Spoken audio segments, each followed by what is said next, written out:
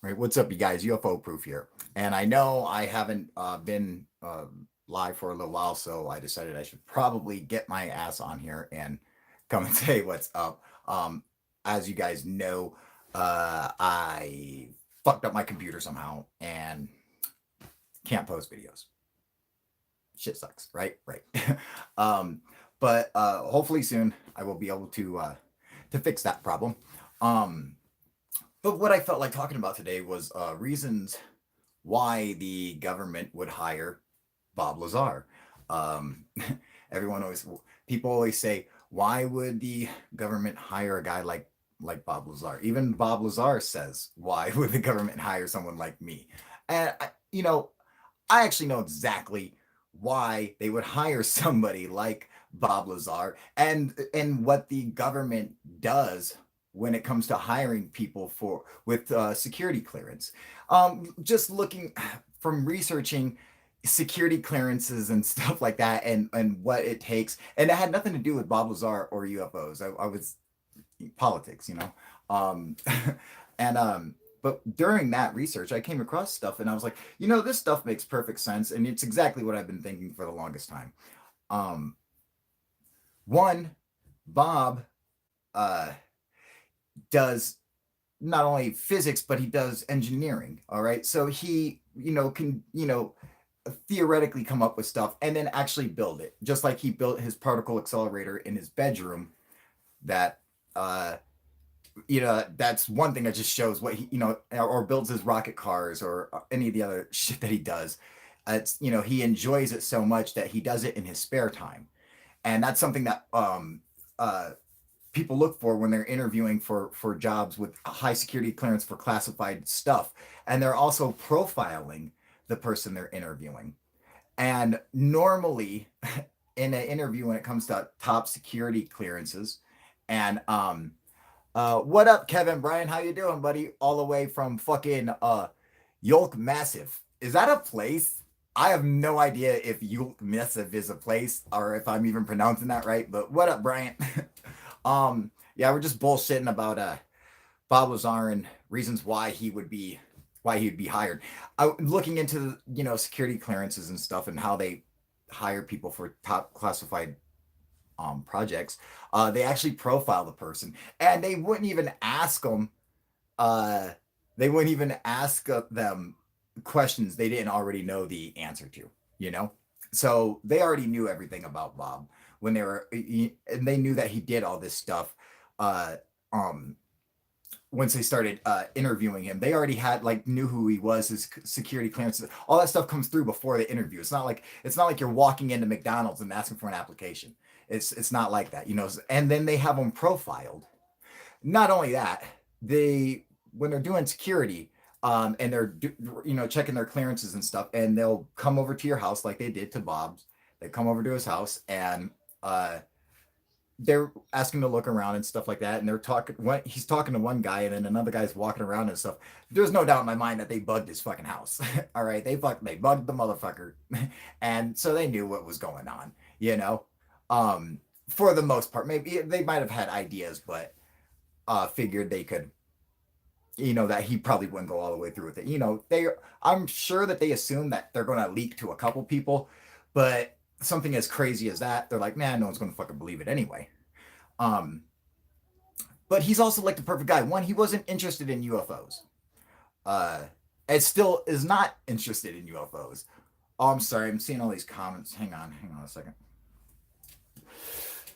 Uh, Sorry. Saw you guys' comments already. Let's see here. Hey, what up, Rob? It's going good, buddy. What up, Raphael? What up, Wade? Hey, what up, Mike? How you doing? Mike says, my favorite UFO channel of all time. Hella good topic, big bro. That's right, Mike.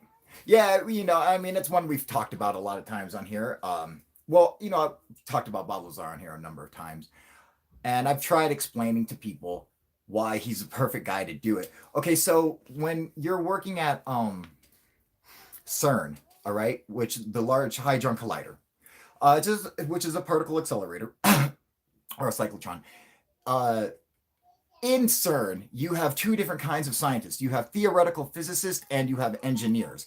Now, the theoretical physicists cannot create the machine, all right? They don't have the fucking ability to do it. They have no idea what pieces to put together, how to contain particles and cause them to accelerate to near light speed and batch. They have no idea how to do that. Theoretically, they develop mathematics that allow engineers to create it. The theoretical physicists are exact, where engineers are approximate. Okay, it's just as close as you can get, and that's kind of like the difference between the two. But you need both of them in order for CERN to work. You can't just have a team of mechanical engineers. They couldn't build a particle accelerator. They wouldn't understand the mathematics to it. They wouldn't understand the physics to it. They need the theoretical physicists to do the mathematics and explain it to them. Bob Lazar, on the other hand, can do the theoretical physics and the engineering, which is why he was able to create a particle accelerator in his master bedroom.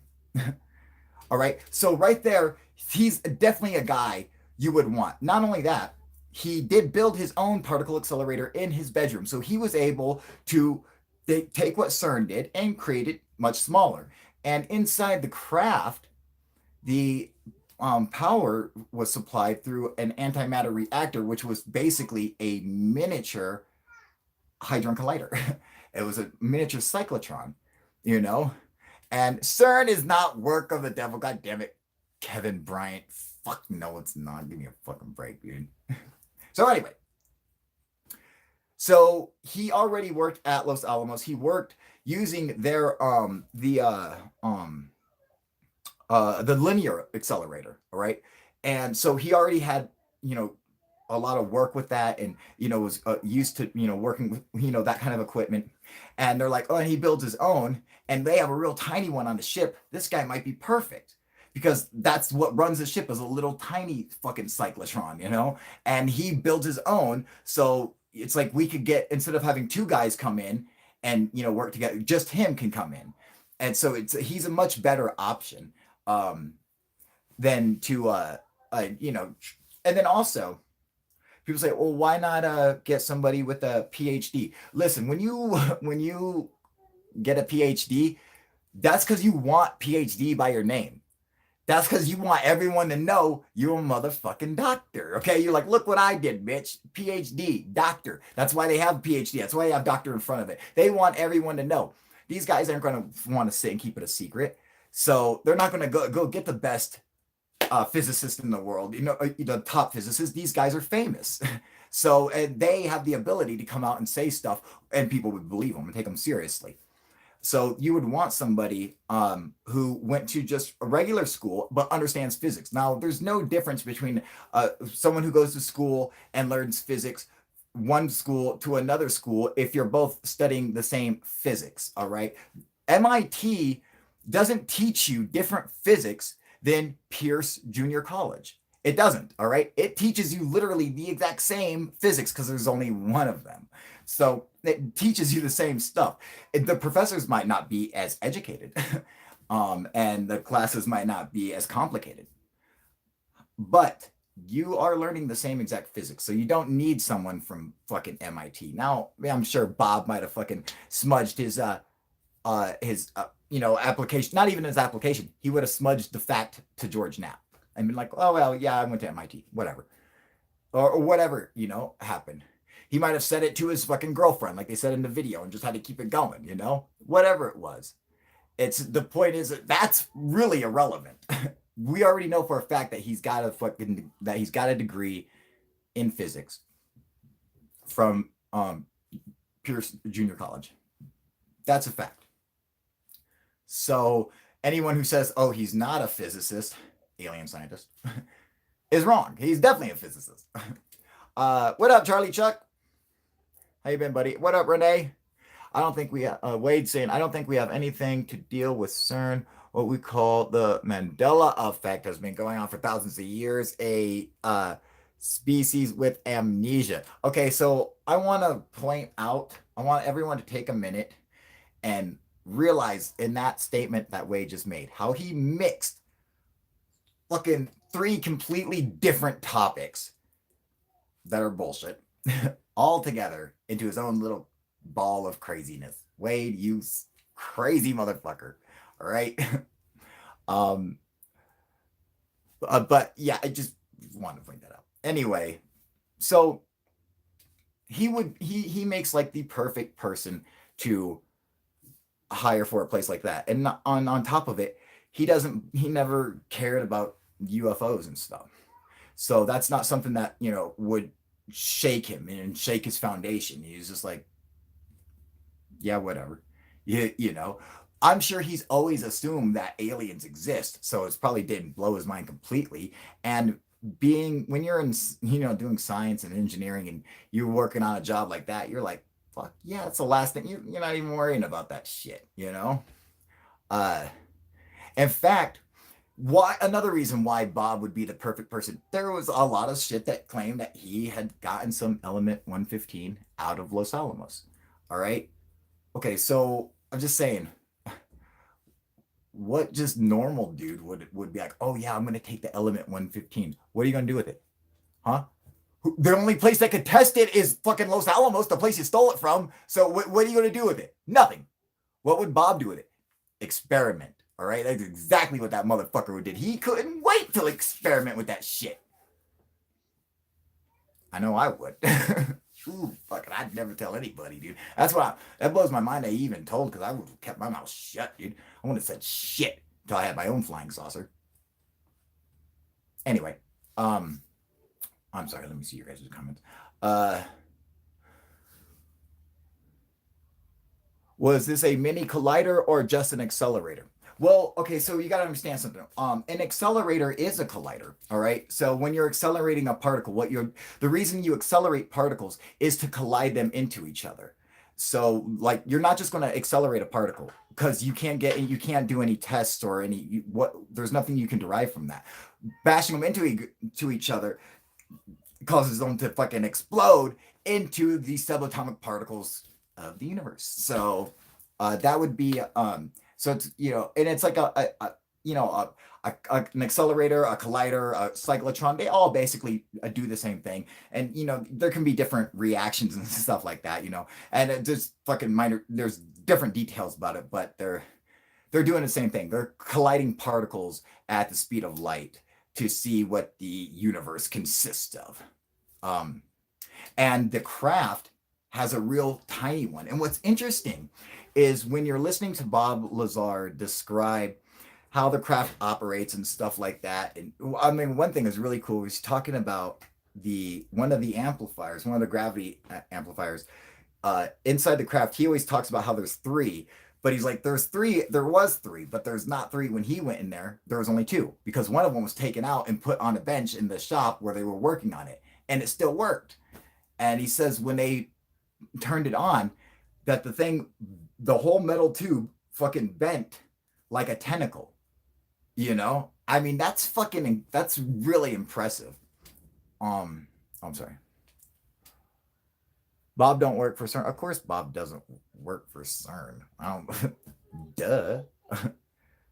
CERN is in fucking Geneva, Switzerland. I don't know where anyone had ever gotten the idea that Bob was ever claimed to be in Geneva, Switzerland, which he never did, but he never claimed to work at CERN, dude. Los Alamos, on the other hand, also has a particle collider. So it can do the same thing as CERN. Not exactly the same thing. Obviously, CERN is much bigger and powerful, but it can still run a bunch of tests at the same time,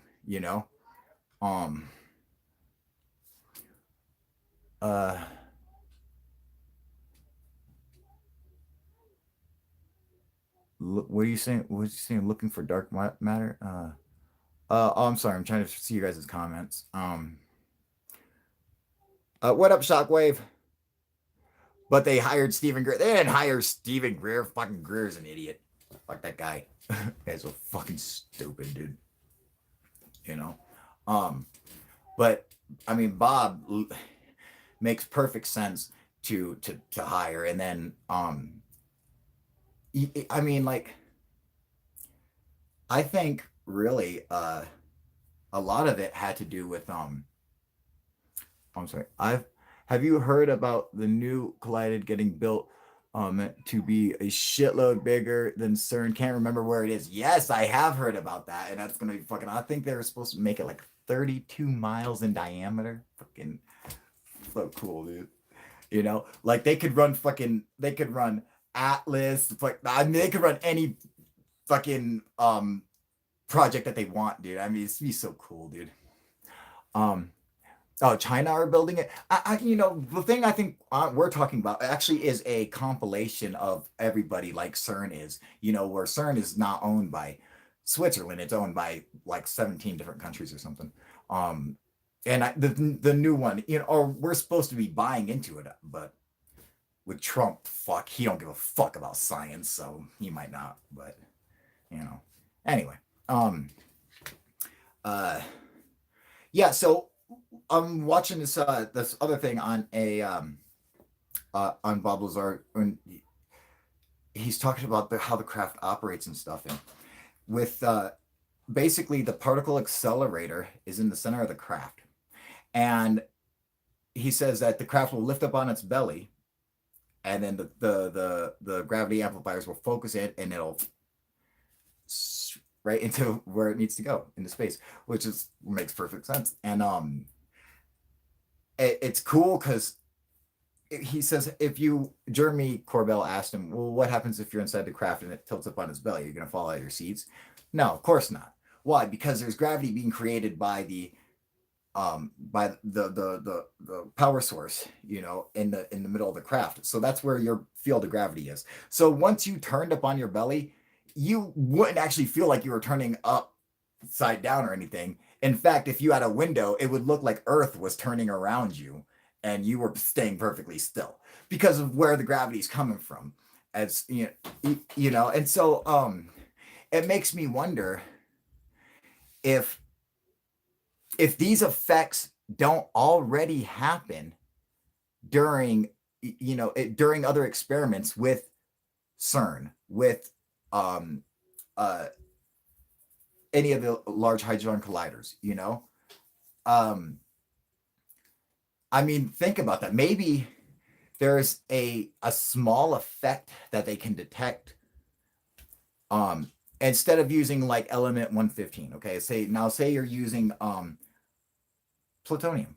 All right, so you're using plutonium and or uranium and bombarding that you might be able to detect of a shift in the gravitational wave. And you can detect gravitational waves even with little experiments, with little lasers and stuff. Now they have the large ones, um, but I think they can. I think they probably do, and I think they're probably close to being able to duplicate it themselves. You know, I mean, it's fantastic as that is. I mean, um, but it's like the craft once it starts creating, and it's like they have the center antenna is a waveguide to like a microwave, you know, would run the waves through it and create its own gravitational field around it. And I mean, like everything about it makes fucking perfect sense. Of you know, it makes sense to me anyway. Um, but you know, I know I get a lot of people are like, oh yeah, no, Bob Lazar is full of shit, or he's, you know, I'm like, I don't. He seems legitimate to me, and in fact, everything about it seems fucking rock solid, even as fucking weird as it is. Um, the only thing that disturbs me about it is he was given all these pamphlets. Was 121 briefings. He's given 121 briefings about different aspects of the project, all at S4. Yet nowhere in a single briefing did it ever mention one time where they got the craft, how they acquired it. Never one time did Barry Castillo, never one time did Dennis Mariana ever mention to him how they acquired the craft. And I find that to be fucking unbelievable that Bob would be able to work without that question being answered. How would he even be able to start without that question being answered? You know? I mean, it doesn't make sense. You would think, you're like, well, how did we acquire the craft? Did we construct this craft? Did we?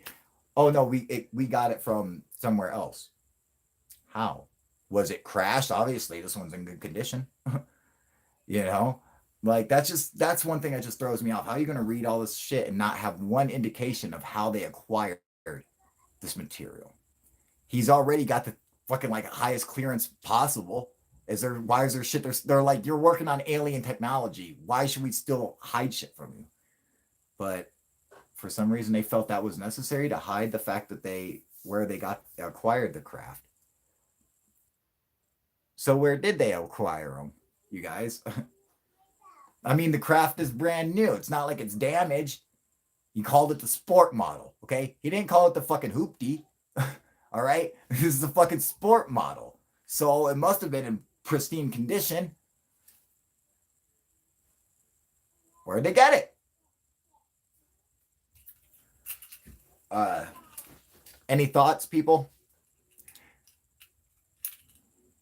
Data optics come from reverse engineering. Okay, so I believe he's actually talking about fiber optics from reverse engineering, kind of like what Philip Corso was saying in the book The Day After Roswell, which I own, by the way. Yes. Okay, so he's saying yes, I am correct. However, that's obviously not right. At least it has nothing to do with Bob Lazar. And I don't think for a second that fiber optics were created by alien technology. In fact, Bob Lazar said that craft didn't even have wires. Nothing. The whole craft was just one single piece.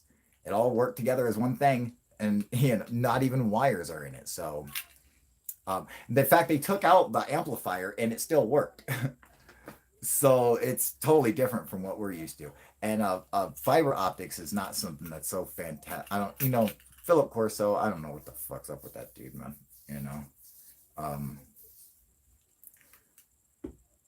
Like, you guys know what I'm saying. Like, okay, there's a Roswell. Like, I don't think for a second like this craft came from Roswell. No, yes, Roswell could have happened. It could have, but the evidence that they show for this case, for like the weather balloon one, that's definitely a weather balloon. However, could there have been a crash in New Mexico of a fucking saucer? Yes. Fuck yeah. I'm just saying, I don't think that we recovered one in perfect condition.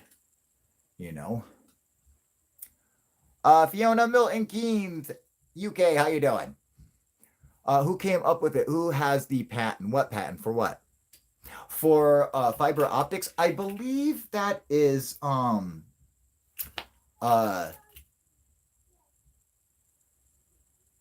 maybe Hewlett Packard, or maybe Dell or IBM or something. I think it's one, or GE or something. Actually, I'm not sure, but it's like one of these guys, man. Hey, what up, PJ? How you doing, buddy?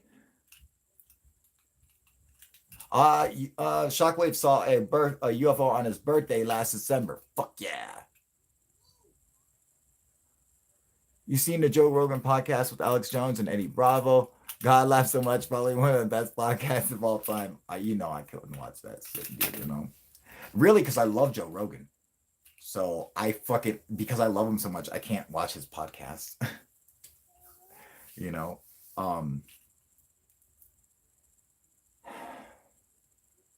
And I love him so much, and so I just don't want to ruin it for me, because he has too many fucking weirdos on and stupid shit. Okay, I was watching it one time, and motherfucker was sitting there, like, a guy was explaining to him about how the Nazis were putting Jews into ghettos, and Joe's like, ghettos? You mean like poor, black, hood?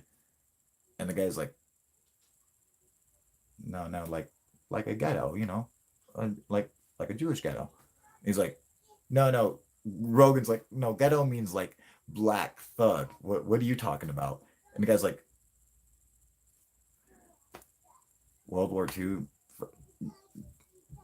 Jewish ghettos? What? Like, Joe had no fucking clue what ghetto meant.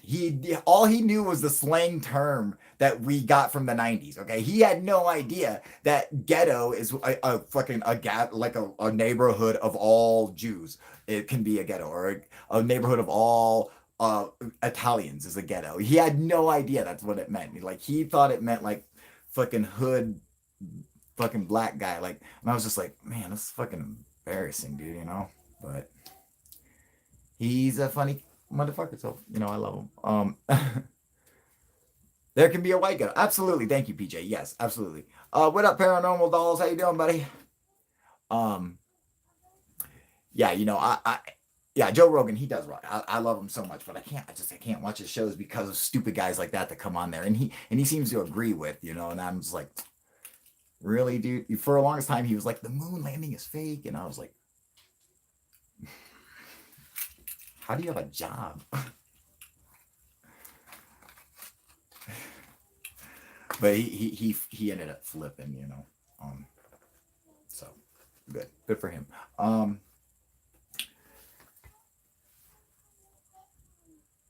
Oh, don't get me started on fucking Alex Jones. Sean ain't here, dude. Okay, so he's got no fucking backup. Yeah, so trying to get some videos out. Obviously, I cannot because my computer is fucked. However, all right, I won't say anything. But I'm gonna be getting a computer soon, and it's supposed to be awesome.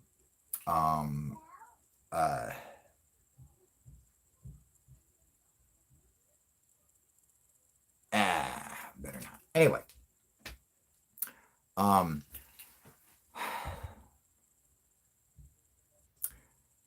yeah. So I'm a fucking brute. I'm looking all around and I never see a way out.